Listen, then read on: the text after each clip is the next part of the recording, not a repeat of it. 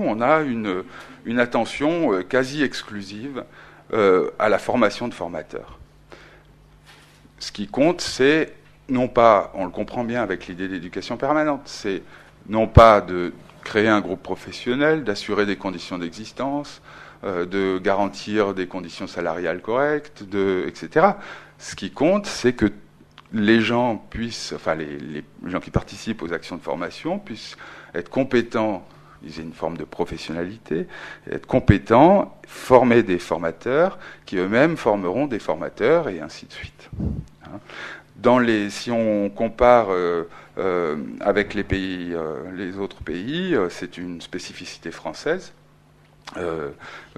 Quand on regarde ce qui se disait aux conférences sur l'éducation de l'UNESCO, tous les autres pays prévoient des qualifications, prévoient des grilles salariales, disent qu'il faut qu'il y ait une bonne rémunération, etc. Il n'y a qu'en France qu'on ne développe pas un système professionnel. Alors, si on passe à la deuxième période, c'est une période moins heureuse, une période de disputes internes, une période où on voit émerger des conflits. Et j'aimerais en relater deux. Un premier conflit a lieu à l'occasion de la publication, ou de la reprographie plutôt, puisqu'il n'a jamais été publié à proprement parler, de la reprographie d'un rapport de Gérard Maglev sur les métiers de la formation, justement. Il est chargé par le ministre de la formation professionnelle de l'époque, en 82. Il est chargé donc c'est Marcel Rigoux, ministre communiste de la formation, et il est chargé de faire des propositions sur la formation des formateurs, puisque entre la période précédente et cette période début des années 80, on a assisté à un développement assez conséquent des formations à destination des jeunes et des chômeurs, en raison de la crise. Et donc, le ministre considère que la compétence et la motivation des formateurs, je cite, est une question clé pour la qualité de ces formations. Il sollicite donc Gérard Maglev qui fait une étude, réunit un groupe de travail. Et donc, le rapport a une particularité, c'est que il contient, dans sa version renéotée, donc, il contient la contestation de son contenu dans 2 annexes, enfin 3 annexes exactement. C'est-à-dire que le rapport a fait l'objet de recommandations, et à la fin du rapport, on trouve 3 lettres qui disent surtout ne tenez pas compte de ce qui est dit dans le rapport, ça serait une erreur. Et Maglev le dit dès l'introduction, ce rapport n'engage que son auteur. En général, ce genre de rapport est le fruit d'un travail collectif et consiste à produire un consensus. Là, il n'y a pas de consensus. Et donc, c'est intéressant de voir... alors, je vais brièvement dire ce que contient le rapport et puis de voir en quoi il a été contesté. D'abord, Maglev prône la catégorie agent de la formation plutôt que formateur. Pourquoi ? Parce que il veut reconnaître qu'il y a une division du travail dans les métiers de la formation. Et donc, il propose une typologie. Alors, c'est pas le premier, la première date de 1974. Mais donc là, il propose une typologie où il distingue les formateurs enseignants, les formateurs en relations humaines, les formateurs animateurs. Ça, c'est une première catégorie avec 3 types à l'intérieur. Et puis, une deuxième catégorie, les coordinateurs de formation. Et enfin, les responsables de formation. Donc, 3 types, dont un qui contient 3 sous-types. Et à chacun de ces types, il met en place un dispositif de formation, non pas avant l'entrée dans le métier, mais une fois les personnes inscrites dans l'activité professionnelle. Et si vous voulez, un peu à la manière des éducateurs, on peut faire fonction, c'est-à-dire avoir l'activité, avoir la tâche, mais au bout d'un moment, pour rester dans l'activité, on doit se qualifier. C'est ça le système qui prône. Donc c'est un système semi-fermé ou semi-ouvert, je ne sais pas comment il faut l'appeler. C'est pas un marché du travail fermé où il y a une condition de diplôme pour exercer. Pour être pharmacien, il faut avoir un diplôme de pharmacien. Pour ouvrir un salon de coiffure, il faut avoir un diplôme de coiffure. Là, on peut commencer dans l'activité, mais par contre, pour y rester, on doit se qualifier. Et donc, on se qualifie en formation continue, évidemment. Alors, ce que dénonce Maglev, c'est la scandaleuse précarité des formateurs. Donc, il prévoit donc des itinéraires de formation, c'est comme ça qu'il les appelle. Et il considère que c'est la première étape vers la construction d'un statut. Donc, 3 lettres contestent le contenu du rapport. Une première vient des milieux éducatifs, donc on a une postface, donc qui s'appelle une postface, signée de Ardoineau, Gâteau, Le Petit et Pasquier, qui sont des noms connus, au moins certains, enfin vous les aurez reconnus, des noms connus de la formation, mais c'est pas cela qui m'intéresse le plus, c'est les contestations qui sont défendues par le GARF et la FREF. Le président du GARF et le président de la FREF contestent le contenu du rapport, au prétexte que, je cite, la fonction de formateur nécessite des qualités qu'aucune qualification ne saurait attester, qualités humaines, personnelles et désir profond de l'individu. Donc c'est le désir profond de l'individu qui fait qu'on est un formateur, c'est donc de la vocation, c'est pas de la profession. Et l'essentiel pour ces personnes, c'est que le niveau du formateur soit aussi proche que possible de celui du formé, et que, je cite toujours, que toute latitude soit laissée sur ce point aux entreprises pour lesquelles l'efficacité testée et prouvée du formateur reste le meilleur critère. Traduit en termes simples, c'est on sait bien faire, laissez-nous faire, on y arrive très bien, on n'a pas besoin de réglementation.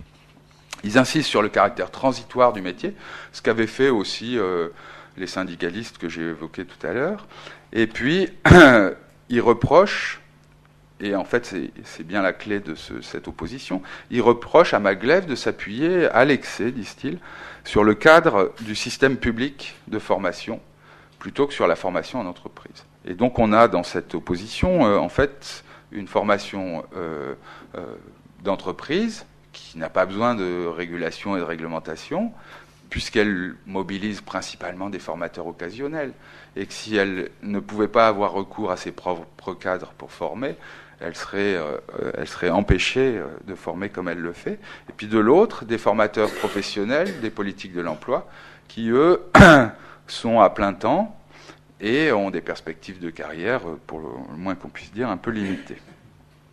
Voilà. Donc, ça, c'est un moment qui est un moment important, puisque c'est l'échec de la production d'une qualification reconnue, stable et l'apparition d'un mode d'un statut, ou premier élément d'un statut.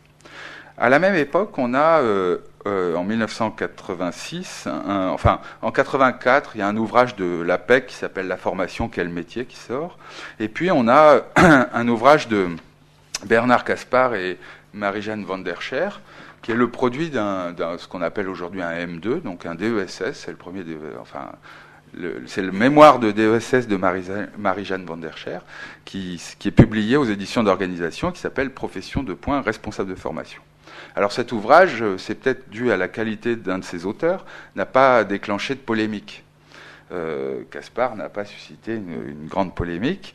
Il était titulaire de la chaire formation d'adultes, je pense déjà à cette époque. Et lui, cet ouvrage, ce qu'il prône, c'est le fait qu'émerge donc un segment, exclusivement les responsables de formation, émerge un segment qui a des propriétés proches des professions qu'on appelle en sociologie professions établies, et donc qui peut être cette émergence peut être analysée sur le mode avec lequel on analyse la profession médicale. Et donc